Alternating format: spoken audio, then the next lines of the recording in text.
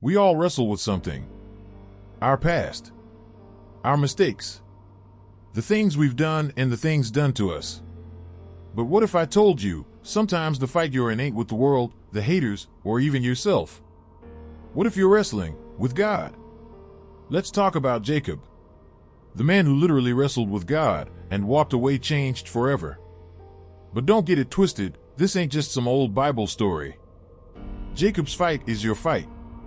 My fight. Our fight. Jacob was considered a man about his business. A real go-getter.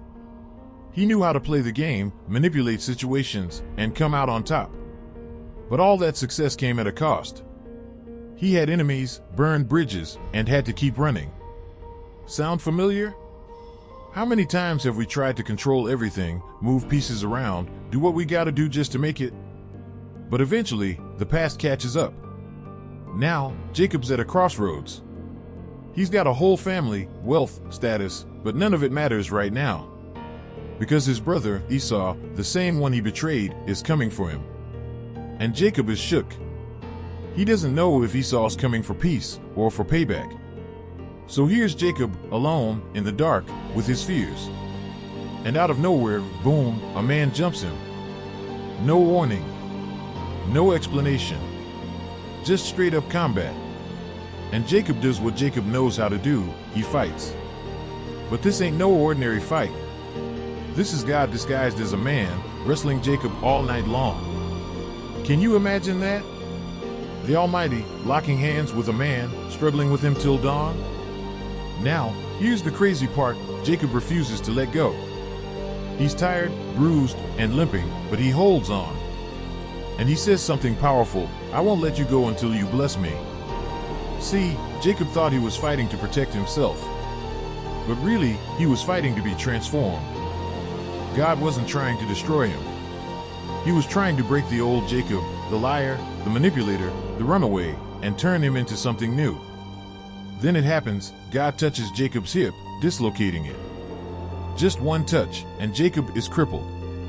But here's the thing, what can Jacob do now that he can't stand? Jacob doesn't stop holding on. And because of that, God gives him a new name, Israel. The deceiver becomes one who wrestles with God and prevails. Jacob lost the fight, but he won the blessing. But he walked away with a limp. So what do we take from this? 1. The fight you're in might be with God. That struggle? That challenge? That thing breaking you? It might be God trying to form you into who you're meant to be.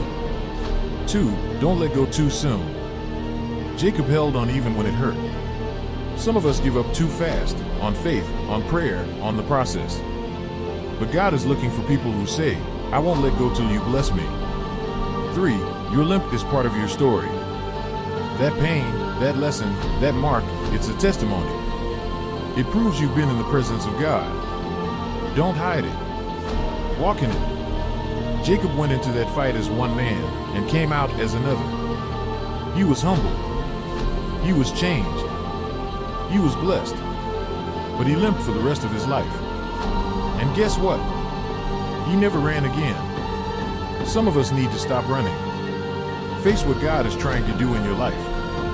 The fight might not be against the world, your haters, or your circumstances. It might be against the God who loves you enough to wrestle you into purpose. So, what are you wrestling with? It's real. It's raw. It's Bible for the times. See you next time.